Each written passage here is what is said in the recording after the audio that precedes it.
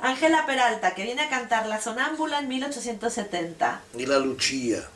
Y la Lucia. Y el Conte Ori, que se hacía en italiano, naturalmente. El Conte Ori se cantaba en italiano. La Peralta, no sé en México cómo será, pero en todas partes, y eso viene de Italia, es el problema del nombre. Angélica, Angiolina, Angelina, Ángela, de todas formas. ¿Cómo la llaman ustedes? Ángela. Ángela. Ajá. Sí. Sí. Digo, su nombre parecía, y además en la misma temporada el nombre parece anunciado de diferentes formas. Sí, y escrito de diferentes formas en los programas de mano. Pero era tan grande que conocida como La Peralta. Al poder decir La Peralta es como La Callas o La Caballa, entonces el nombre, digamos, ya no importaba tanto. De ella no se conservan grabaciones, pero sí muchas crónicas, ¿no? Incluso aquí hay fotografías con su firma, ¿no? De autógrafo y tal. Y claro, bueno, la primera cosa que se salta a la vista es que era una mujer muy fea, pero que cantaba muy bien, ¿no? Que decía, esto era como una cosa que siempre contrastaba, ¿no? Bueno, esto es en el siglo XIX, es la primera que tenemos aquí, además ella canta aquí muy pequeña, tiene 18 años cuando debuta en el Liceo. Y no vuelve más. Y no vuelve más. Una temporada y nunca más. ¿Por qué? Porque se dedica en México a inaugurar teatros en todo el país. Esto es una cosa muy interesante, es una mujer muy empresaria, muy Pero suya. en Europa hizo su carrera. Sí, cantó en la Scala, cantó en el Liceo, en Italia en general. Sí. Y también viene de Italia, donde me encontraba yo Angiolina, Angelina. Ángela, de todas formas. Sí, sí, es una cosa complicada. Luego tenemos que saltar hasta los años 20 con Fania Nitua, que en Madrid es tan famosa que hasta tiene anuncios de cremas y no sé qué, sale anunciando cremas y tal. Y en cambio en Barcelona solo canta una vez. Lamneris, exacto. Y no todas. Algo puede ser que estuviese enferma, que se dispusiese, lo que sea. No lo sé, este extremo no lo sé. Lo que sí sé que hay una serie de Aidas, no sé cuántas representaciones. La última ya no la canta, algo debía pasar. Y luego la cosa es que este debut de la Nitua estuvo de alguna manera opacado porque también debutaba un cantante catalán que se llamaba, aquí lo tengo, ¿no? Porque era como la estrella de la función, Filippo Sant'Agostino. Filippo Sant'Agostino era el cantante de Badalona. Sí, era de Badalona, sí. ¿Y por qué él debutaba? No, se llamaba de verdad Felipe San Agustín. Eso de Felipe San Agustín y el San separado no era nombre artístico, no era, digamos, comercial, como se viera, y él se puso este nombre Filippo Sant'Agostino, una palabra. Sí. Entonces, como debutaba él, pues ya no se le dio tanto lugar a Fania Nitua, sin embargo, pues fue también una cantante que hizo una carrera muy fuerte en Europa. En Italia, sobre todo. En Italia también, sí. Y luego tenemos el primer escándalo mexicano en el Liceo. Ah, el queridísimo Mojica. Que viene a la presentación de una película. Y lo aprovechan. Y lo aprovechan. Por guapo. Exacto, y lo traen para cantar El Barbero. Yo la verdad es que las grabaciones que oigo de Mojica son hermosas. Cantaba bien. Todas son bonitas. Ahora, ¿cuál es el problema en el Liceo? Se supone que era el volumen. Pero si hacemos referencia, no sé si te has mirado las críticas, no era tanto el volumen como creían que era fuera de estilo, cosa que en los discos no hace este efecto. O quizá no quisieron aceptar como cantante de ópera una figura del cine. Claro. Yo lo interpreto más que nada, más que cantaba bien, es innegable, que la voz era hermosa también, y después el Barbero de Sivianos, que sea una orquestación que cubra a los cantantes. No. Dicen, bueno, yo tuve contacto con un señor que todavía está vivo, que fue Bedrell en aquel entonces, y que contaba que había una claque de maridos celosos. Ah, es posible. ¿Tú cómo ves eso? Entonces sí, pero... Que porque las señoras salían diciendo, pero qué guapo que es. ¿Cómo cantaba? No importa cómo haya cantado. Sí. Bueno, sí era muy guapo. Sí, Mojica era muy guapo. Y después acabó de fraile, ¿verdad? Acabó de fraile, dejó el canto para convertirse en monje. ¿Y murió de fraile? Sí, murió de monje y no volvió a cantar más que en la iglesia. Muy bien. Cosa que las feligresas iban a oírle cantar. Solo, y no lo veían. para verlo. Ah, para verlo. Pero no era de clausura, supongo, ¿no? No, no era de clausura. Se podía ver, se podía Pero la ver. cosa interesante es que además envejeció muy guapo. No fue una Sí. gente que cuando se envejece se hubiera... No, no, Yo diría que he envejeció muy visto guapo. fotos de Fraile y era guapo. No sé qué edad, cuando se hizo Fraile, qué edad tenía, pero sí, sí, sí. Fue muy poquito después de la función del liceo, ¿eh? Vale. Muy poquito, que sería 1 o 2 años más y después... Yo creo que el caso del liceo la gente fueron a divertirse. Quien Ya. fueron a reventar el espectáculo fueron más que nada a divertirse y no. Artísticamente no creo que no había motivos para pensar que eso fuese tan catastrófico como nos anuncian. La otra cosa que dijeron fue que las entradas costaban el triple de lo normal. Estos no. Pero yo cuando revisé los documentos del liceo, no es cierto, costaban lo mismo. Entonces yo no sé qué tanto es ya una No mitología. puedo decir hasta los años, esto nunca lo he estudiado, no sé, siempre hay tiempo de hacerlo, pero sí que durante mucho tiempo cada espectáculo tenía un precio diferente. Y uno de motivo pues, de la bronca de Caruso es que los precios eran 5 veces más de lo normal. Y entonces, cuando los precios eran muy altos, el público automáticamente se volvía más exigente, claro. Claro. Pues por eso hemos pagado. Bueno, sí, porque recordemos que en el liceo, tanto Caruso como del Mónaco me los mandaron a su casa con cajas No, destempladas. del Caruso no fue protestado. El contrato eran 2 representaciones, 2, y cantó las 2. Entonces sí, después de toda la anécdota, el detalle, pero estaban previstas. Del Mónaco sí que fue protestado. Hizo Gioconda una representación. Bueno, es que siempre ha sido un teatro especialmente exigente con los tenores. Con los ¿no? tenores. Sí, era teatro de tenores. era teatro de tenores. Se presentaba tanto La Favorita y este tipo de óperas. Sí. Claro. Bueno, después tengo un caso que no llega a cantar y que yo no sé si tú alguna vez oíste de esto. En 1957, Carlo del Monte es Tenor. contratado, sí, tenor Eleni también, Barjau. es contratado para cantar en el liceo, pero cuando llega aquí se enteran de que es hijo de refugiados españoles en México y le quitan el contrato, se lo cancelan Y no llega a cantar. y no llega a cantar. Se llamaba Eleni Barjau. Sí. Ajá. Un nombre muy curioso, Eleni con H, el nombre. Eleni Barjau, hijo de catalán, indudablemente. No, este extremo yo no lo sabía. Sí, Y bueno, hasta eso es lo que de aquí, tengo. no, yo. Pero este Carlo del Monte hizo una carrera no brillante, pero por ejemplo tiene una grabación de Traviata con Victoria Los Ángeles y Mario Sereni, dirigida por Tulio Serafín. Entonces, Mal cantante no debe de haber sido, No, seguro. no. Aunque Sí, no he te podido grabaron. encontrar muchas grabaciones de él. las hay, Eh, sí. Sí que las hay, Sí, pero, sí. pero no las Yo he sí podido pasé los encontrar. últimos años en Suiza, donde fue volado, pero es curioso. Yo creo que debía tener algún tipo de, no sé, digo, amistad con Victoria Los Ángeles, Sí. cuando es tanto para Traviata, que es el tenor de Traviata, y era un nombre desconocido. O sea, que en la época la voz de su amo, el tenor de la casa era Giuseppe Di Stefano. Claro. Y Giuseppe Di Stefano graba la Traviata con el tenor de Stella y Victoria de Los Ángeles busca un tenor desconocido a nivel, digamos, internacional. Y también graba el Gianni Schicchi con Tito Gobbi, Victoria de Los Ángeles, dirigido por Tulio Serafín, Carlo del Monte. ¿Y qué tal cantaba, Jaume? Porque yo no lo Por puedo los escuchar. discos que he oído, ¿puedo explicar más cosas? Sí. Sí, puedo explicarlo. Él, en cierto momento, no sé a qué importancia, tuvo que abandonar la carrera porque se quedó sordo. La información que yo tengo, y que no quiero decir más de la cuenta, y por eso digo si se puede decir lo que él habría pretendido suicidarse. Se disparó y quedó vivo, pero perdió el oído. ¡Qué barbaridad! Eso es lo que sé yo. ¡Qué barbaridad! Tú no lo sabes esto. No. Pues es bastante singular, sí. Sí, hombre, singular. No sé por dónde se dio, no murió, pero perdió el oído y no pudo cantar más. ¡Qué barbaridad! ¡Qué tragedia, ¿no? Bueno, Y después... él, me lo presentas como mexicano, Eleni Barjau, claro, como Carlo del Monte. Como Carlo del Monte, porque Nació yo en lo que México, tengo, ¿no? nació en México de padres refugiados. Sí, claro, nació en México. Sí, por eso es por lo que se le considera sí, mexicano. De hecho, en México se le considera mexicano. Muy bien.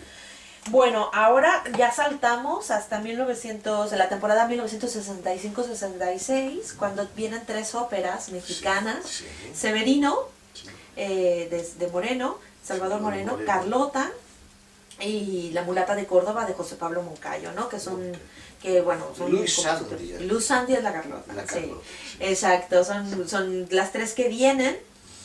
Y bueno, realmente la anécdota más relevante que yo he encontrado es que debuta Plácido Domingo con esta compañía, pero han venido un montón de cantantes con ellos. Pero digamos, primera cosa, que no existía una tal compañía mexicana. Eran mexicanos que los habían reunido. Es como una vez el señor Pamias presentó una ida con cantantes de color. Lo que pasa es que eran todos negros, pero no era ninguna compañía.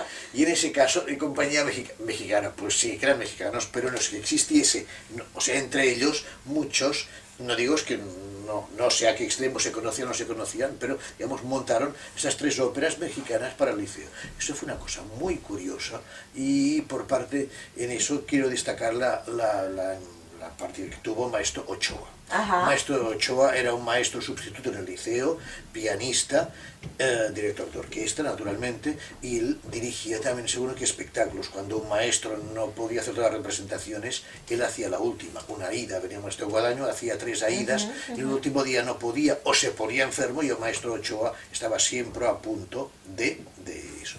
También quiero hablar, porque este es mi trabajo, que Maestro Ochoa también había actuado aquí en De Apuntador. Ochoa. Y me acuerdo, en un caso de una ida en 1970, el Maestro Ochoa haciendo de apuntador en el liceo, que el coro, había dinero, había problemas, y entonces la única forma que pudo hacer un poco de fuerza al coro fue no cantar. Era un ensayo general, no había público, para el ensayo general se podía hacer lo que se quiera.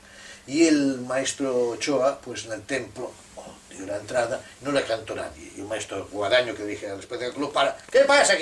Y el maestro Ochoa dijo, no me entraron. No era culpa del maestro Ochoa, porque estaba previsto de no cantar. Estaba todo así. Otra vez, el arpa, plum, plum, plum, plum, plum, plum. Oh, y me la sacerdotesa. Y el coro, yo, maestro, tú, silencio.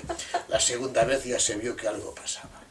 Y recuerdo el caso del Maestro Ochoa, que dijo, sacó la cabeza desde la concha y dijo, no me entraron.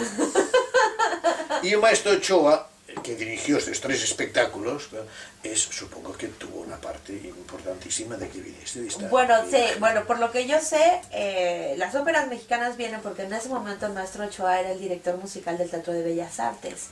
Y bueno, vienen como compañía porque estos montajes se hicieron en México primero.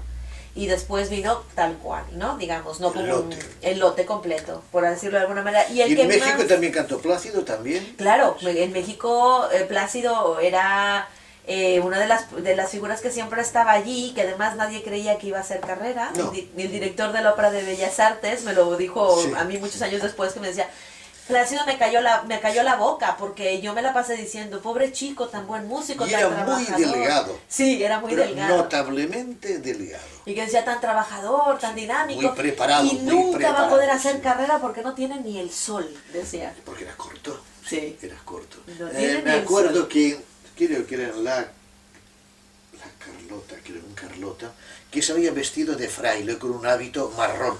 Y él me decía, si ahora yo después de esto voy a cantar La Favorita, porque voy a cantar Spirito Gentil, porque con el hábito ya me siento a punto. Evidentemente el Plácido Domingo, como todos los grandes divos, se hicieron el mismo. Claro. O sea, Plácido Domingo es Plácido Domingo porque se hizo él a su medida, como la señora Caballé. Claro. Son gente que no aprendieron en casa del maestro de canto, ni en casa de nadie, sino que en el escenario cantando, él se hizo su voz.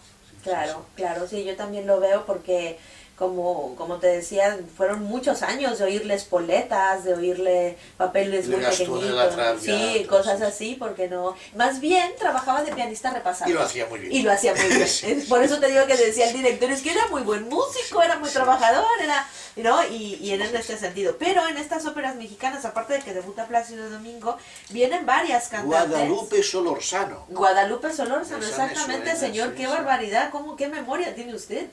Mire, me ha salido así, no me de lista de todos, no me acuerdo. No, pero sí, vienen la varias, foto, sí, ¿no? recuerdo el programa La Foto, sí. Viene Guadalupe Solórzano, vienen, bueno, diferentes, entre ellos también el director de escena, que era también mexicano y que traía como todo este asunto, que además, Carlos Díaz Dupont, que en México era odiado por sus montajes, porque eran súper tradicionales y que todo el mundo había pensado, pero ¿cómo se llevan eso a España, no?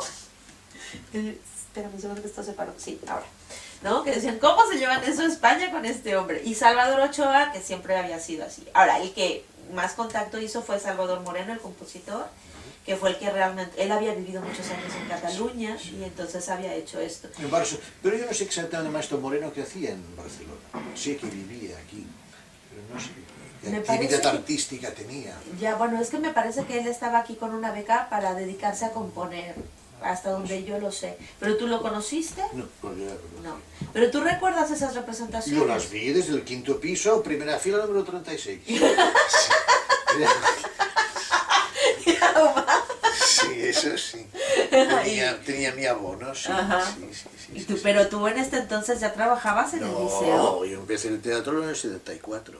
Ah, es que como la otra vez me habías dicho esto, yo pensé que empezabas en el 66. Yo puedo hablarte de Caruso y evidentemente no estaba, pero sé muy bien lo que pasó con Caruso. No, como me dijiste que tenías tan claras estas representaciones, yo pensaba que estabas... Estas y las otras también. Que habías estado trabajando con ellos. Con ellos no. No, en absoluto.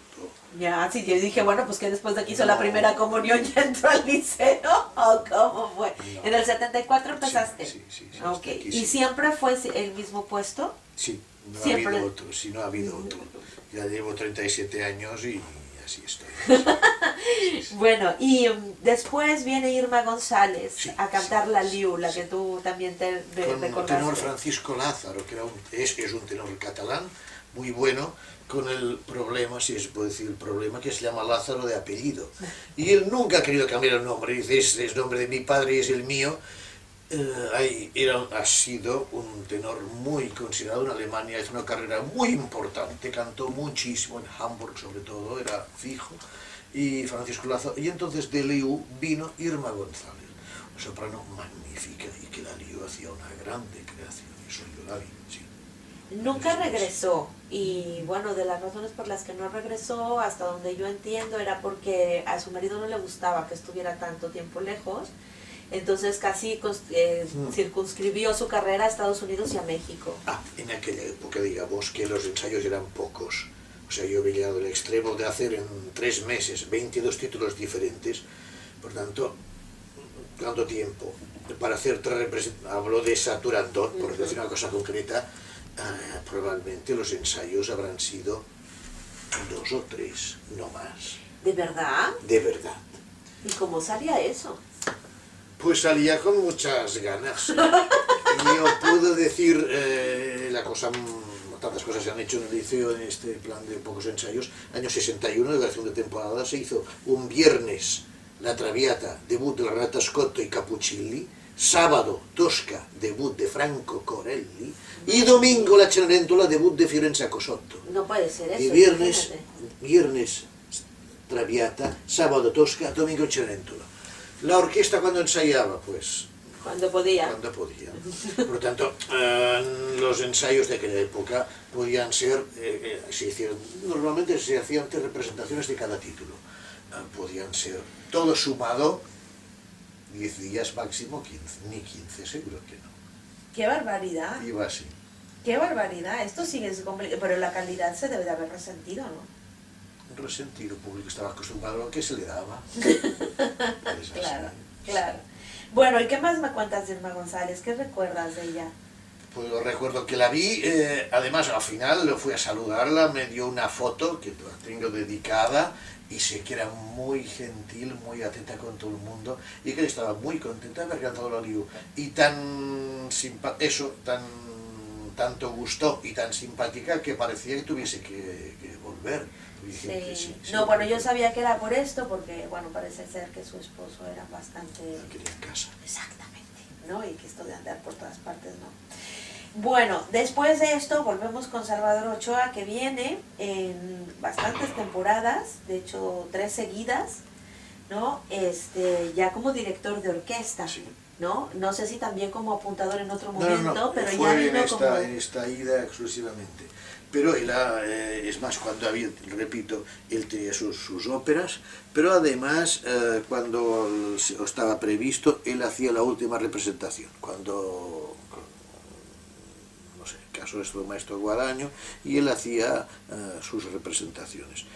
Persona muy querida y respetada por todos los cantantes. Sí, ¿verdad? En general tenía una reputación como muy importante. Todo Era el buen mundo, músico, ya exacto, está, no, no y hay parece más. que era una persona muy amable Sí, también, que no era muy, un director impositivo. no, en absoluto. Sí, ¿no? Que era como mucho más campechano. Querido. Entre esto, vino una mujer a hacer un papel secundario que no sé si tú te acuerdas de ella, porque realmente cantó muy poco, vino a hacer la Janeta del Elixir de Amor, que se llama Guadalupe Pérez Arias. Guadalupe Pérez Arias se debía cantar en los años 70 o así. Ujú, ¿verdad? en el año 70, exactamente. O sea, Jauma, por Dios, eres un ordenador. De momento, el Alzheimer no me ha llegado, de momento. ¡Qué impresión! ¿Esto es madera o qué no, es? No, pero es... Esto, señor. Ay, no, que es conglomerado. Ay. Bueno, pues aquí, esto sí. Y cantó el Elixir, que fue el debut de Eduardo Jiménez como Nemorino, el tenor Eduardo Jiménez, que había hecho, cantaba en Italia y llegó a cantar la Scala, cosas muy importantes, y fue su debut como primer tenor, es que este Elixir de Amor, que Eduardo Jiménez había, y entonces estaba... Guadalupe Pérez Arias. Hacía la Janetta, sí. Esta dirigía a un maestro esta Mazzini. mujer cantó hasta muy entrada, bueno, murió hace muy poquito, Vaya. pero cantó hasta los 80 años con una voz bastante impresionante, debo de decirlo. Okay. Este Elixir cantaba Magdalena Bonifacio, cantaba Eduardo Jiménez, y dirigía a un maestro Mazzini, un gran director, que fue su primera ópera que él dirigió aquí, maestro Mazzini. Sí. Esta es una de las cosas además que también tenía como interesante. ¿Por qué? Porque Guadalupe Pérez Arias nunca hizo la carrera que se merecía, porque era una voz muy linda. Pero bueno, también el siguiente año viene Alicia Torres Garza, que es otra de las sopranos, que tuvo como bastante mala suerte, porque ella hacía una francisquita y se enfermó. Lo cuento. Sí, eso es lo que quiero, porque tengo un anuncio de cuento. Diga no nos va a costar, o tú no vas a poder escribirlo. No, dímelo y ya veo cómo lo hago. Sí. La señora Alicia Pérez Garza estuvo contratada para cantar la Francisquita y creo que son 4 representaciones, muy bien. Antes de eso, el 25 de enero de 1972, no, 70. Ah, sí, 72. Sí, cierto. 72. Exacto. El señor empresario Juan Antonio Pamias y Castellá, que el último empresario que tuvo el liceo, montó una gala para conmemorar los 125 años del teatro. Y ella canta La Louise de Charpentier. Ajá. Sí. Y fue anunciado como espectáculo 125, pero de hecho el señor Pamias celebró los 25 años de él como empresario. Montó una gala que acabó a las 2:15 de la noche, cantaron 30 cantantes, cada cual lo que quiso, y la señora Alicia Pérez Garza, que estaba ensayando aquellos días la doña Francisquita, sin pagarle nada, claro, pues nadie cobraba un concierto así, que le dijeron si quería, y ella dijo que sí, y cantó muy bien y muy hermoso, y esto existe grabación, la aria de la Louise de Charpentier. Que supongo que debía dirigir el maestro Ochoa. Sí, la dirigió el maestro Ochoa. Porque la había traído ella. El maestro Ochoa acabó con el liceo debido a lo que pasó con Alicia Pérez Garza. Y después de esta, pues ella cantó la Louise de Charpentier, todo el mundo sabía que era soprano muy válida, fue muy bien. Entonces la cosa siguiente que se trataba era de hacer la doña Francisquita. La doña Francisquita, y de la cual eso, no por mis palabras, sino que se pueda, hay testimonio, porque se dio por la radio y existe grabación, la cantó notablemente bien. La Francisquita canta la canción de Ruiseñor, la señora Pérez Garza era una cantante, no sé si es viva o no lo es, musicalísima, bravísima, y lo cantó notablemente bien. Todas partes musicales. ¿Qué pasó? Que la señora Alicia Pérez Garza, eso era una zarzuela, y había que hablar, y mucho. Y la señora Alicia Pérez Garza tenía acento mexicano. Y eso la gente se reía del acento mexicano. Y eso pues que se escandalicen los mexicanos, que se molesten, que se ofendan, lo que quieran, pero no hubo otro motivo, porque vocalmente es una voz muy buena con todos esos. Y le empezaron, digamos, a reírse, y cada donde la señora Pérez Garza hablaba, que en la zarzuela hay mucho de hablado, se le reían, y eso creó en escena un malestar, y ella se dio cuenta y estuvo en una situación incómoda hasta el final. Y después de acabar la representación, el empresario, señor Pames, le dijo que muchas gracias, pero que estaba protestada y no cantaría la segunda, ni la tercera, ni la cuarta representación. Ella tuvo el disgusto, espero que no salga, el disgusto lógico y comprensible, y el maestro Ochoa, que salió en su defensa, que hizo todo lo posible que puso para salvar la situación, no consiguió arreglarlo, y llamaron a la soprano Ángeles Chamorro, que fue la que la sustituyó. Y ya está. Porque el anuncio que sale en el programa de Manos de enfermedad. ¿Qué hay que decir? Claro. Jamás se anuncia un cantante que ha sido protestado. Pero además por hablar con acento mexicano. Es que pero es que en la grabación lo oyes y tiene acento definitivamente mexicano. Es innegable. Pues venga, iba a ser la pobre no también. Se puede discutir eso, sí. Y la gente se reía, y entonces, claro, qué impresión. Reía, no digo reír, sí. Y esto pues creo con todos los diálogos hablados, y también pues pasó esta cosa. Y yo repito que es lamentable por una persona que ha hecho el concierto 2 días antes, o sea, cuántos días antes, que no ha cobrado, ha hecho este favor a la empresa, era así, para homenaje al señor Pamias, y que después, cuando llega el día de verdad que la protesten, pues fue algo muy violento. Y además es una mujer que es muy querida en México, porque allí cantó muchísimo y cantó muy bien. Muy bien. Sí, cantaba muy bien, eso es cierto. Bueno, luego seguimos con otra persona que también es complicado de recordar, Maritza Alemán. Es una soprano que vino 2 veces, vino con las óperas mexicanas y luego vino con una compañía alemana haciendo el cover de La Pamina y cantando La Primera Dama. Y entonces, bueno, es una voz que esta es muy difícil de recordar normalmente porque... Yo solamente recuerdo las óperas mexicanas porque había la foto, pero además entré con la foto, es muy grande y se veía la foto, y me recuerdo de María Alemán, y yo no estoy en decir lo que cantó en el programa mexicano, y de La Primera Dama, la verdad, no me acuerdo. Claro, no, está bien, es muy difícil recordarla, ¿eh?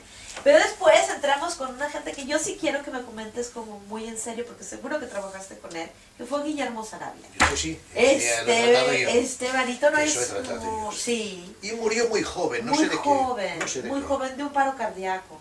Pero no era viejo. No era viejo, no, fue una cosa muy fuerte. Una voz hermosa, de calidad, y lo que se le decían un barítono negro. Un barítono negro quería decir que era un barítono capaz de cantar de bajo, porque el registro grave era carnoso y de intensidad. Sarabia tenía además la suerte de unos agudos espectaculares, tenía un la bemol que era un cañonazo, entonces por eso hizo el repertorio que hizo de todas partes. De Sarabia recuerdo, a ver, hizo el Otello con Plácido. ¿El Tonio? El Tonio de Pagliacci, cuando Plácido no... Plácido es Plácido. Y cuando hizo Pagliacci en el Liceo, tuvo la genialidad, porque también lo había hecho, parece, del Mónaco, de querer hacer el prólogo de Pagliacci. Exacto. Y entonces el primer día, pues, el Plácido se dio el gustazo de cantar el prólogo y después todo el canio. Pero un cierto día, pues también hubo Sardinero que cantó las representaciones del Tonio, etc. Y unos días las cantó Sarabia con un la bemol al pari di voi impresionante. Después hizo... A la africana. La africana fue la última cosa. Sí, hizo la africana y... El Macbeth. El Macbeth. Un Macbeth, sí, muy curioso. Macbeth, eso fue 7-8 de abril del año 75. Porque, no te digo por qué, porque el día del primer Macbeth fue cuando se murió el tenor Richard Tucker, el norteamericano. Richard Tucker se murió el primer día del Macbeth. Y yo fui al señor Palmer y le dije, oiga, anuncien esta cosa. Me dijo, de anunciar de muertos no se anuncia nada. Yo creía que el señor Richard Tucker hacía 14 días había cantado en el Liceo La Juif con un éxito inmenso. Era un cantante que era muy presente. Fue la última vez que cantó en su vida. Richard Tucker fue en el Liceo. ¡Qué Canta, barbaridad! y 14 días después se muere. Y pues era una cosa para anunciarles. Pues señor Pamias, no quise una forma de decir nada. Que no, que no, que no. Y no se anunció nada.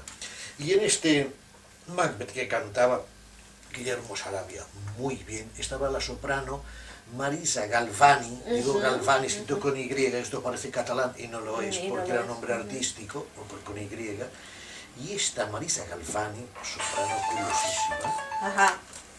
esta Marisa Galvani con Y, cantando el Macbeth y sin haberlo anunciado ni nada, acabó el acto segundo, una parte de dramática, como es la Lady Macbeth, acabó el acto segundo con un inesperado y jamás oído mi natural sobreagudo. ¡Madre mía! Mi natural.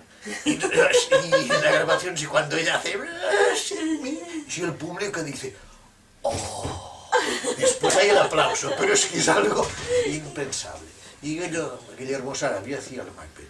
Y la última cosa que yo, y esta estaba yo de apuntado, era la africana esa con Plácido y la Montserrat Caballé, esta africana, que Guillermo Sarabia cantaba la parte del Nelisco, que es la parte del palito, una parte muy bonita, porque Meyerbeer es un gran compositor y llegará un día que lo van a desenterrar y a toca. Y ahí hablando de esto, me ha saltado Hilda Cruz Romo, ¿no? Exacto, claro, bueno, porque se Hilda, acerca. sí, porque se acerca, es el mismo año, o sea, en el 1974, que debe de haber sido los principios de tu temporada, Sí. es Con Hilda con Cruz Romo que hace Aragay, Tosca y Aragay. Aragay, que estaba glorioso. Exacto, y Guillermo Sarabia, coincidieron los dos mexicanos en la temporada. Sí, pero no hacían juntos, no, sino coincidieron la en la temporada. Cruz Romo, qué voz magnífica. Ella hizo una gran carrera. Es así, de Hizo- Metropolitan. sí.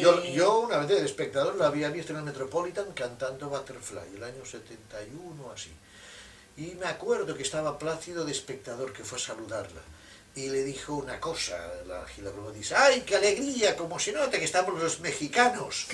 Y Plácido no dijo que no. Bueno, Plácido siempre que va a México dice que es mexicano, Pero yo solo oí y yo. Y dice, aquí estamos todos los mexicanos, qué suerte. Y Plácido no dijo que no.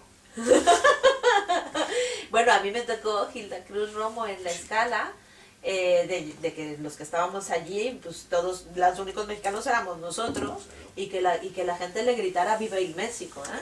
Sí, porque cantaba muy Es una bien. voz de natura magnífica, esa señora de Carmen. Y nunca volvió a regresar al liceo, ¿eh? No, y le hicieron una entrevista, me acuerdo, que ella dijo que le gustó mucho el teatro.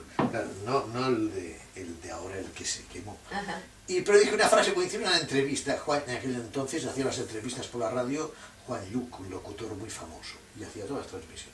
Y ella habló y explicó una cosa, entonces yo no sé si es una expresión mexicana o cómo fue, pero nos sorprendimos mucho los que oímos, que ella explicó, dice, sí, se trata tan hermoso, dice, llegué ayer o anteayer, estaba la sala a oscuras, y me incendiaron la sala. Digo, oh, aquí tenemos otro sentido. No, para usted no se lo vamos a quemar todavía. Lo dijo textualmente así. Así, me incendiaron la sala. Pero bueno, no es una expresión mexicana, ¿eh? No, pues así lo dijo así lo textualmente. dijo. Y también fue una cosa como muy chistosa, esto de que Hilda Cruz no regresara al liceo. Después del éxito inmenso que Porque tuvo. tuvo, además de, Tosca, de- además vendió una gran todas Tosca. vendió todas las entradas y Tosca. bueno. Hacer éxito con Tosca tiene... Bueno, ahora tantos años han pasado que no importa, pero de la misma forma que, por ejemplo, en la Scala era imposible hacer Traviata después de la Cala, se fue la Freni y se la cargaron de forma cruel, en el liceo también hubo una cosa así con Tosca, porque Tosca era obra de la Tebaldi. Claro. Y aquí tuvimos la Tebaldi en su época de gloria con sus mejores Toscas. Y en la Tebaldi el bis de Visidarte, porque Visidarte iba con bis. Si no, ¿para qué? Bis. Exacto. El bis de la Tebaldi era algo que quedó en aquel teatro. Y entonces, por ejemplo, vino aquí la Regine Crespin, una soprano francesa extraordinaria. Y en Visitarte verdaderamente tuvo bronca. Sí, y ya Regine Crespin se ofendió mucho. Y esto se atribuía, entre paréntesis, al recuerdo de la Tebaldi como la Tosca de la Tebaldi, nadie más. Quizá porque habían pasado 20 años, pero sí debo decir que la Cruz Romo en Tosca tuvo un grandísimo éxito. Bueno, aquí hay una cosa que yo quiero de alguna manera desmitificar. porque en México se dice que la Cruz Romo no regresó a España porque la Caballé no quiso. ¿Qué año era? 74. 74, sí, 74-75. La señora Caballero 75, nadie le hacía sombra, o sea, era un riesgo, hubiese venido. Esa, En el es 75, lo que se que dice. la señora Caballero estaba arriba de todo, obviamente no. Eso es una cosa que No, se ha creo dicho que muchísimo en México. Lo que sí debo decir, y eso me salgo de tema, es que el caso de la señora Victoria de Los Ángeles, que le hiciese, le molestase.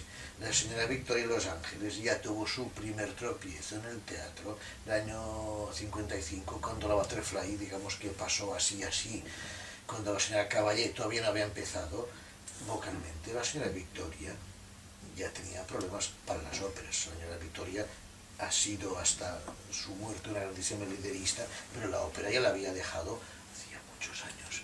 Entonces, cuando me quieren comparar las carreras, cuando... Sí, Victoria, eso me parece muy poco lógico. eso no es cierto, y lo diré siempre, que la señora Caballén, o sea, la señora Victoria, primera cosa, que en los años 60, cuando lo supuesta, la señora Caballén no era nadie, por tanto no podía prohibir a nadie cuando ella era jovencita y empezaba, y después cuando en el liceo Victoria no cantaba óperas, se hacía conciertos, y las temporadas del liceo eran exclusivamente de ópera y ballet, ópera y ballet, ópera, no sabía hacer ninguna, ni la orquesta. Ajá. Ya está. No, y la otra cosa que me preocupa de decir es esto, porque muchas de las veces se tiene siempre esta postura, ¿no? De que fue víctima y cuando no, hombre, la señora cantó en todo el mundo. Cantó en todas partes, ¿no? Bueno, luego estábamos hablando de Sarabia, que la última vez que canta es la africana en el 78, y luego de allí nos tenemos que pasar hasta que Francisco Araiza viene a cantar en el 88, 10 años después. Entre esos 10 años lo que hay es un montón de cantantes en el Viñas, que se presentaba, mexicanos, entre ellos uno que se llamaba Flavio Becerra. Recuerdo que tenía este tenor Becerra, tenía una voz considerable, y en el concurso Viñas, que siempre se discute que el primer premio, que sí o que sí no, que bueno, que malo, en este caso recuerdo no hubo ninguna discusión no es la palabra, polémica en torno a que este primer premio que se ha dado no merecido, que el primero, que el segundo, no, en este caso era evidente que era el mejor de los cantantes masculinos. Ya, sí, una voz espectacular, ¿no? Una voz de calidad. Sí. Una voz de las que se parecen de natura, no digo, quiero decir que no sea trabajada, sino que hay cantantes que pueden demostrar, ahora cada vez menos, su personalidad, su diferenciación del resto. Actualmente todo el mundo canta bien, y todos lo hacen bien, todos igual. Antes no. Cada cantante tenía un sello, y además diré más, es que el público agradecía que los cantantes se fuesen diferentes vocalmente y escénicamente, o sea, como todo se ensaya al milímetro. Si el tenor aquel cuando hace la bohema ha hecho 2 pasos, el que venga detrás tiene que hacer 2 pasos y que sea idéntico, entonces no. Y este tenor era, digamos que era singular, y eso le da un atractivo. Bueno, dentro de los que estuvieron ganando premios, que él fue el primer lugar y además el mejor tenor verdiano, con el Amifurrapita, que es una... Precisamente. No es ninguna área fácil. Sí. También vino una soprano que ganó en el 82-83 un tercer lugar, que se llama María Luisa González Tamés, una soprano bastante gruesa. Te doy los nombres y tú me dices si te acuerdas de alguien. Y la otra ganó, es una mezzosoprano, Encarnación Vázquez, que ganó un premio Madame Butterfly. No, de ellos no. No pasa nada. Y yo en los Viñas solamente voy el día de la final. Sí, yo también, porque... No, y ellos estaban en las finales y por eso te lo digo. Luego viene, ya, digamos, otro de los tenores que arrasa aquí, que es Francisco Araiza, ¿no? Francisco Araiza, que tiene un carrerón además brutal. Yo creo que es el primer tenor mexicano que realmente está considerado entre los mejores del mundo y tal. y que trabaja muchísimo con von Karajan y demás, viene y canta aquí primero un barbero, un Fausto. Fausto. Ajá. Flauta mágica. Fausto y la flauta mágica, cierto. Y viene en la temporada 87-88 como su debut. ¿Tú lo recuerdas? Fausto. Sí, naturalmente. Sí, no recuerdo. Fue, sí, puedo decir, además fue la última vez que se hizo el Faust antes del incendio. Y dirigió maestro Armando Gatto, que tuvo interés en hacer la ópera íntegra. El Sí, Faust cortes es de- grande ópera Ajá. y hay una cantidad de fragmentos que no se pueden hacer porque el material no está, etcétera, etcétera. Y el maestro Gatto tuvo interés en abrirlo todo. El corrajo de Sibel tiene un área de más, además que no existe el material, que hubo que añadir y meter el ballet todo, etcétera, etcétera. Recuerdo que la voz facilísima, el aria salir de Malsas de Pure, hacía un do magnífico y además lo hacía con una comodidad envidiable. Esto es curioso, hay quienes, para hablar del punto de vista del público, parece que tenga que los agudos tengan que ser un parto, que haya que hacerlos con esfuerzo, mira todo lo que le cuesta. No, el do de Araiza no le costaba. Sí, no le costaba. Era fácil, una sensación de comodidad. Eso es envidiable, como de pocas cosas. ¿Cómo lo oyes en el estilo francés? Porque él fue mucho más famoso en el estilo mozartiano y, Y el tal. Rossini, Exacto, y el Rossini. Es curioso la evolución de Araiza, que al final acaban tanto Lohengrin que tocando Forza el Destino. Eso, aunque evidentemente la fama de Araiza fue como mozartiano y rossiniano, como se la cantaba Cenerentola magníficamente. Y ahora la firma con la von Stade. Sí. Claro, porque el que hizo Lohengrin incluso no pasa a la historia como un grandísimo Lohengrin. No, bien que lo hice y lo debía cantar bien porque mal no podía cantar mal este hombre. Yo no lo hice. También hizo en Hamburgo, hizo Forza el Destino. Vaya repertorio. Pero claro. Y además lo hizo ya en los últimos años también. Sí, pero no se puede negar a cuando un cantante es un divo y quiere, pues. Me parece muy interesante por parte del teatro. En estos casos no puedo saber yo si la iniciativa sale de él o sale del teatro. Pero claro, es una propuesta muy arriesgada, que el que al final se moja el culo es el cantante, no el teatro.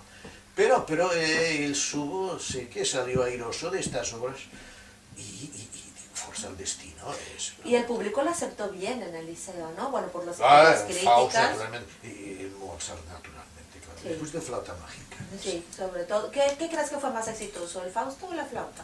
El Fausto es obra de... Ya. Tienes el aria, y el aria del tenor de la Flauta Mágica, que la cantaba de forma admirable, no es aria para producir un entusiasmo con el aria del Fausto. Claro. Si hablamos de... Sí. Claro, Faust, gran ópera, es ópera para hacer al final de los actos grandes éxitos. La Flauta Mágica, a fin de cuentas, es ópera de conjunto, en el cual se agradece que todos sean buenos. Bueno, de allí tenemos que irnos con Fernando de la Mora. Sí, era muy simpático. Y una Sí. voz. Y más magnífica. guapo, ¿verdad? Muy guapo era. Sí, no es lo común, sí, muy sí, guapo. sí. Y bueno, y además también aquí era un tenor bastante más ligerín, ¿no? Pues estuvo, sí, te cantaba muy bien. Después estuvo cantando ya más grave y ahora casi se dedica a la música popular más que a la ópera, Sí. pero sé que mantiene unos agudos sobre agudos, porque no sé, en internet lo vi hace un tiempo que él quiere demostrar que sigue en forma. Y Ya. no hay duda que lo está. Sí. Pero Fernando de la Mora canta el Roberto de Fere, que hizo magnífico. Sí, y también hizo una función de Ahí Cristóbal después Colón. quemado. Sí, en la última representación. Esto fue una ópera que se hizo para el quinto centenario, el Ajá. año 92. Sí. Cristóbal Colón, de este compositor Leonardo Balada, y cantaron la Monserrat y Carreras, me acuerdo. Y Fernando de la Mora cantó. Y también otro mexicano, Miguel Cortés. Era Miguel Cortés de Cristóbal Colón. Miguel Cortés. Ah, Y eso no después había en dicho. Roberto de Veré, Miguel Cortés y Fernando de la Mora se intercalan.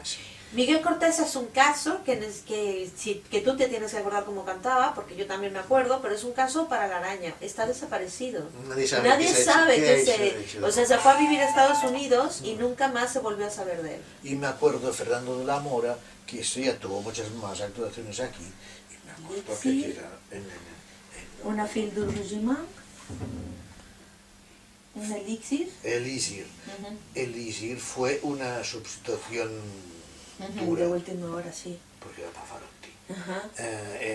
Estuvo contratado Pavarotti para cantar 3 representaciones de Elísir d'Amore, de fuera de abono, con unos precios que valían 10 veces de lo Normal. Y Luciano vino aquí al teatro y ensayó 2 días. 2 días. Y después de 2 días, yo no sé, dijo que estaba mal de voz. No puedo decirle porque de cantar poco o nada cantó. No recuerdo cuánto bello canto de cara, y yo apuntándole, y hizo la primera aria, la del aria de entrada, y después él dijo que se sentía mal y se fue. Y entonces en segundo reparto, como doppio, estaba Fernando de la Mora, y de Fernando de la Mora se encontró con la papeleta fortísima de tener que sustituir a Luciano Pavarotti, con un público que había pagado una animalada, pero también lo hizo Fernando de la Mora, que la cosa pues tuvo un gran éxito. Y supongo que para él debía ser muy importante este Elísir. Y después canta también una fil du regiment. Y donde no tiene éxito es en un Rigoletto, que a pesar de que hizo en la dona de móvil a un re o una cosa No, por el no, es no un sé Statura. qué. No, que hizo una No, nota que no la era. cadencia, Sí, una una cadencia. cadencia que tenía no sé qué sobreagudo. A pesar de eso no fue de las óperas más exitosas que cantó, pero las otras bastante bien, ¿no? Todas. Sí, todas. Yo digo Es que en sí. las críticas no aparece como que fue un esfuerzo que no alcanzó a cuajar, decía Ruggier o no sé. Pero ya ¿Qué sabes hacía? que- Él tenía el valor, tenía el dúo Addio a Dios prensa en ánima, él se iba al re bemol, como hacían los tenores. Ahora no va nadie porque no está escrito y además no lo hace nadie. Pero él era de los tenores antiguos que había que respetar la tradición y lo hacía. Y yo recuerdo que pues Fernando de la Mora era una persona entrañable y muy simpático, era amigo de todo el mundo. Sí, tenía un carácter muy bonito. ¿Y de Miguel Cortés qué recuerdas? Recuerdo eso, que la primera vez en este Cristóbal Colón quiso hacerse un grandísimo, lo era visualmente, con una producción de Tito Capobianco, argentino, muy y hizo brutal, sí. un espectáculo complicadísimo. Y era para celebrar, y el texto del Antonio Gala, y la música del balada, y con todos esos ingredientes la cosa era... Y cantaba la señora Caballé, y cantaba el tenor Carreras en las primeras presentaciones. Yo recuerdo antes de las presentaciones ya estaba anunciado en México, en el Colón de Buenos Aires, en Moscú, no sé si en Japón, no sé cuántas, que ya tenemos viajes ya encargados. Se hizo en el liceo y nunca más. Y en el Roberto de Veré, ¿cómo estaba Miguel? Pero estaba muy bien, porque una parte, el Roberto de Ferré es como el trovador, una parte de 4 primeros solistas, soprano, tenor, mezzo y barítono, todos 4 importantísimos, entonces una ópera agradecida. Él tenía una voz muy dulce, tenía una voz... Canto muy hermoso. Sí, ¿no? Además hacía muy buenos pianos, fraseaba bonito. Y bueno, de hecho, es muy interesante porque las últimas crónicas que yo encuentro de él, sus últimas críticas en Estados Unidos, dicen que estará entre los grandes lugares de los tenores del mundo. ¿Ves? Y se quedó allí, porque desapareció, nadie sabe de él. Es que este es el día en que no lo puedo localizar, es como tremendo. Una cosa, caso para la araña. Pero bueno, después tendríamos que entrar ya con Luis Ledesma. Sí, ¿No? barítono, muy amigo barítono, mío. sí. Me tiene mucha simpatía Luis, porque siempre... creo que llevo su tarjeta, miro la tarjeta y todavía la conservo. Sí. Luis Ledesma viene y canta La Favorita. Muy bien. Y después canta una bohème. Y Puritani también. Y Puritanos, Sí, ajá. Puritani, Sí, esa la canta el siguiente año. Sí. Viene en el 2000 para cantar La Favorita y después en el 2001 canta Puritanos. ¿Qué me dices de esta voz? Un canto muy... La voz hermosa hay timbres... Tiene una voz de...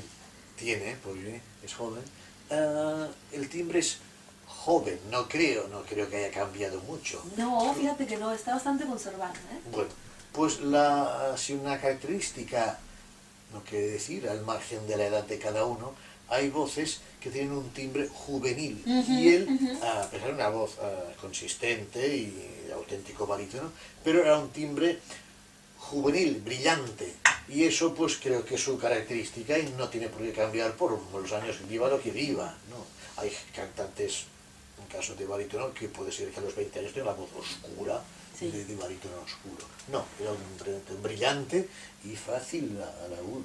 Ujú, ujú. Y luego tenemos, ya viene Ramón Vargas, que hace un primer recital, ¿no? Un concierto, Sí, sí, que además fue muy emotivo, ¿no? Este hombre, a mí me encanta cómo canta, se me hace un tenor muy elegante. de gran ¿no? clase. Sí, ¿verdad? Sí, es un señor. Y además es un muy buen músico, ¿no? Sí, pero este es un señor. Sí. No es un- A pesar de que debo de decirlo, ¿no? Él y yo estuvimos juntos en el conservatorio, nos conocemos muy bien. Es una persona que viene de una extracción bastante pobre, quiero decir, Pobre. no viene de una... Y sin embargo él tiene como una elegancia natural tan especial para cantar y para ser, ¿no? La señora de los Ángeles, pues, Sí. de los Ángeles, su papá era... El Bedrel de la universidad, en la ¿no? universidad, y su mamá era la señora que limpiaba las aulas de la universidad. Bueno, pues ella fue siempre con una distinción.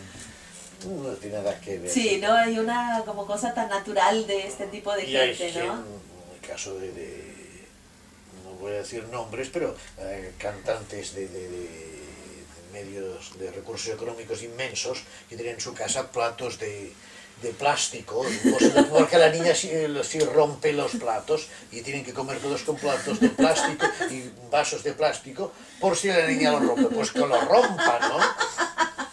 Sí, sí, sí, es una cosa así. ¿Qué opinas de Ramón Vargas? Y a nivel voz y tal, música, ¿qué te parece? Sí, sí.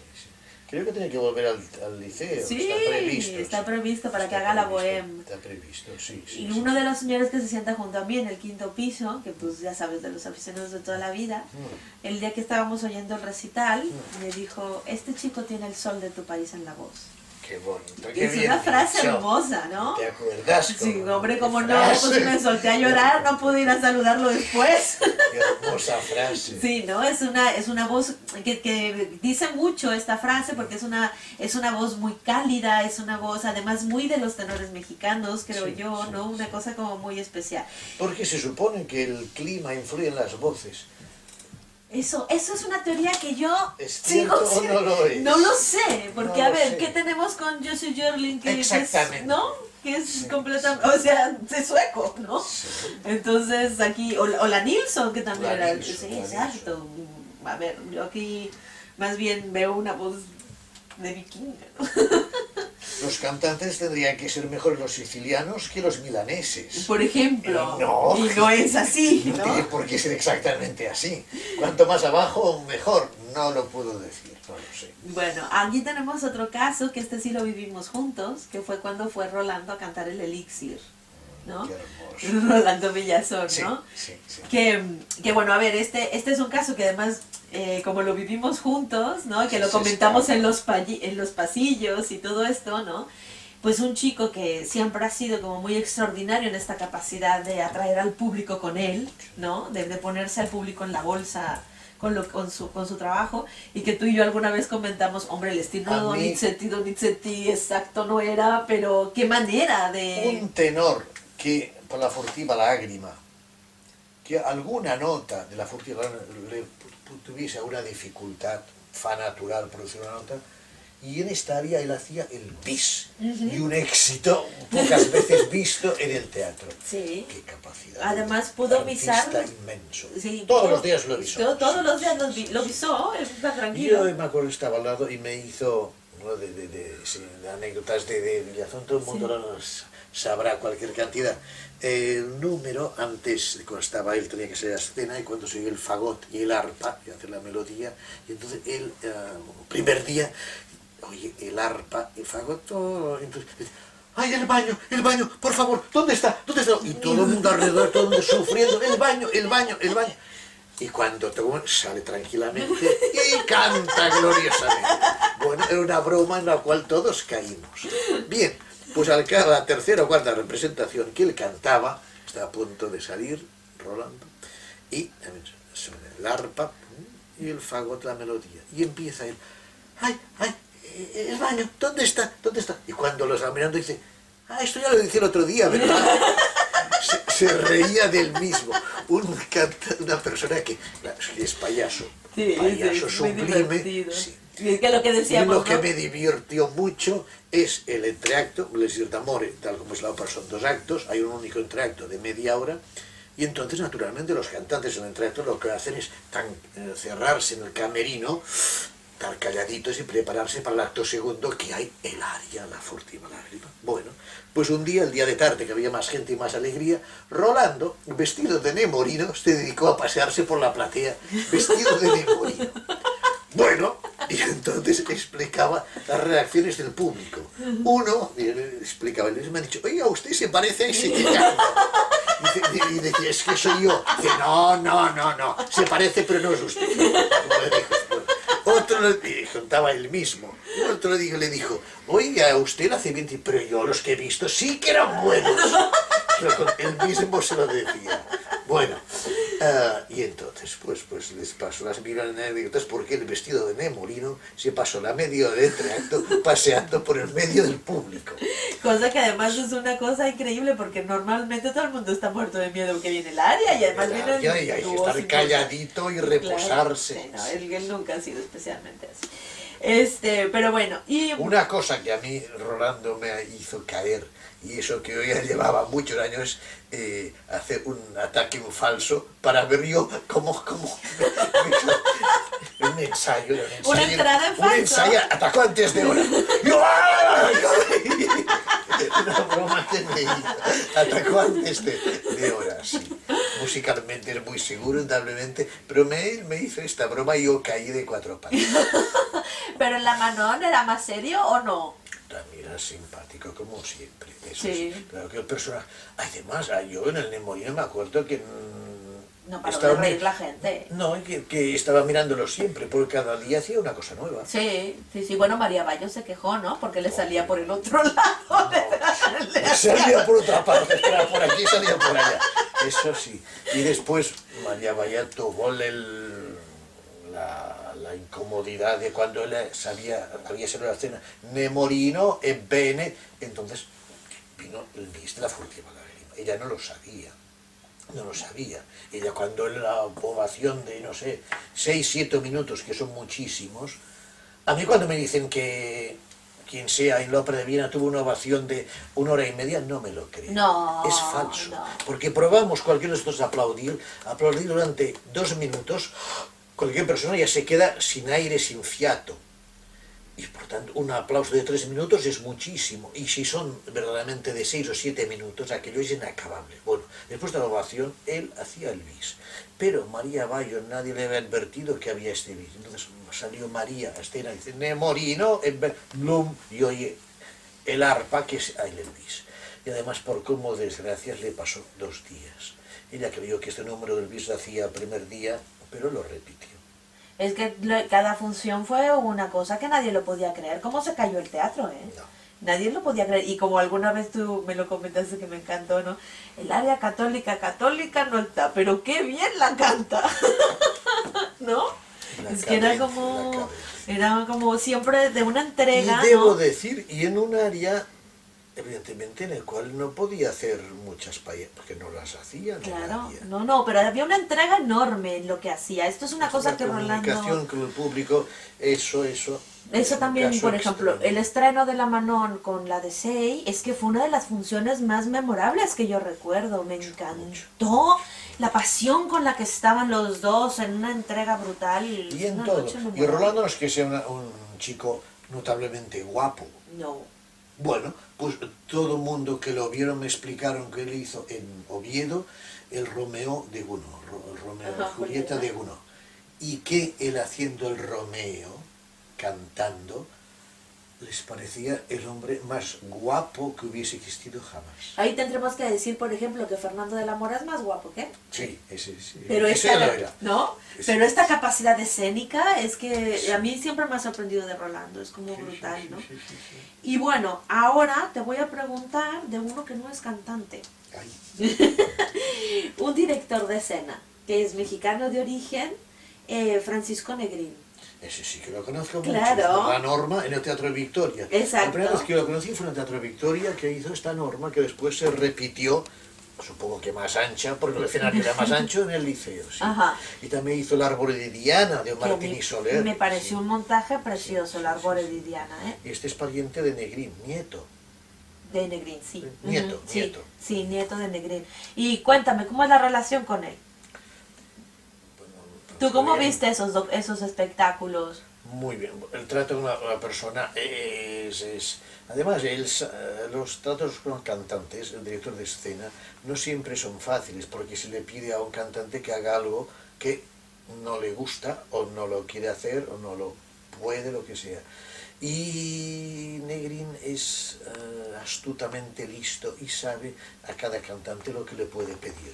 De forma que, no es que yo haya seguido toda su vida, pero los espectáculos que yo he hecho con él en el liceo, o con el liceo, él ha sabido siempre, en cada personaje, saber hasta dónde se le puede nos molestar, pedirle lo que sea.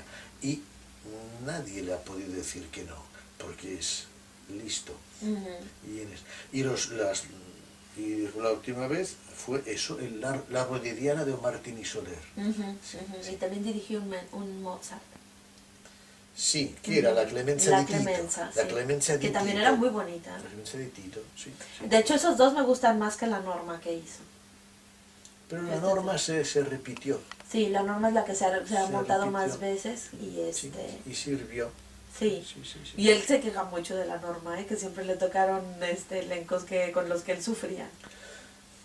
Bueno, es que Norma es ópera de divas. Ya, y ahí es Le donde pusieron- entramos en un Se punto. encontró con la Sharon Sweet, que era una persona monstruosa, claro, y aquella persona que no se le podía pedir nada, que cantase sentada, porque con su, no sé, los kilos, no sé los kilos, pero yo sé que ella tuvo que retirarse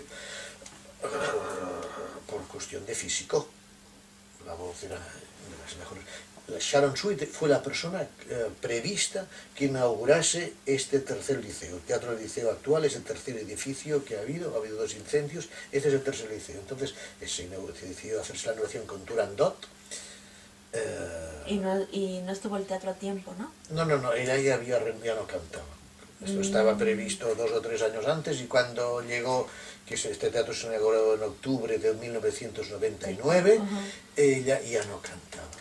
Pero la voz era de las mejores voces jamás oídas. Sí, porque la primera Norma es en la versión para 2 sopranos, porque viene Sí, Verónica sí. Villarroel a hacer la Dalgisa. Ujú. Y las dos, claro. Bellini hizo Normas ópera para 2 sopranos, pero siempre se gusta el contraste, que sea una soprano y una mezzo, para que haya más alternancia de voces, de timbre, más que nada. Pasa que entonces el segundo dúo, mira Norma, todo este dúo hasta el final del cuadro, se baja un tono entero. Se baja un tono entero, pero sea un transporte de tradición, sea la Cala, sea la Montserrat, sea la Cerquetti. Este dúo es un transporte de tradición, un tono entero, sí. No por la soprano está siempre sobre la textura del do, sino por la mezzo. Si es una mezzo, le resulta casi imposible el segundo dúo. Bueno, la última pregunta, Jaume. Si tú escogieras a un cantante mexicano, ¿con cuál te quedarías? Con Plácido Domingo. Pero él no es mexicano. Pues, como tal pasa. Como tal pasa. ¿Sí? ¿Tú crees que Plácido es el mejor que hemos traído de allá? No, pues él más bien vino de aquí y se fue para allá. Pero tenía 9 años. Sí. Sí, Yo no su sé. formación la hace en México, ¿eh? Te digo porque Todo, mi madre fue todo. compañera de él del conservatorio Sí, sí. y por eso lo sé. Un día, supongo que Plácido tuvo que tener libros. Yo en este capítulo no lo sé, pero de pequeñito, a los 9 años, yo no sé, debía ir con sus papás arriba y abajo, supongo. Claro, No claro. lo sé, o si tenía tíos. Sí, ¿quién tenía dice? mucha familia allá. De hecho, No, cuando... no, digo aquí, Ah, antes que se fuesen. Él se, y no sé los viajes cómo iban y volvían, a partir de los 9 años de él, se queda en México. lo Porque- que es una cosa como muy interesante es pensar que a Carlos del Monte no lo dejan cantar porque es hijo de refugiados y en cambio a Plácido sí, y ellos eran refugiados en México. Ellos llegan con la guerra civil. No, pero ¿cuándo se van? Se van en el... Él nace en el 30 y... No, te dirá 41, no lo sé. En Esto el cada, 30 y- yo me acuerdo de una época Mi que madre venía... es del 38 y es compañera suya. Sí, o sea que una por cosa ahí así. estamos. Yo recuerdo Plácido Domingo que cantaba al inicio de todas las temporadas y me parecía que cada año hacía 41. Cada año cumplía 41. Y bueno, pues muy bien. Felicidades. Digamos Y que- invitaba, no, porque Plácido, y invitaba a todo el mundo a pastas y champán y no sé qué más. Y siempre tenía un motivo. Una vez la Turandot número 100 de su carrera. Y mira, otra vez le hacía Tosca la representación 3000 de su carrera. Siempre salían números redondos. Y cada año hacía 41. Pues muy bien, felicidades.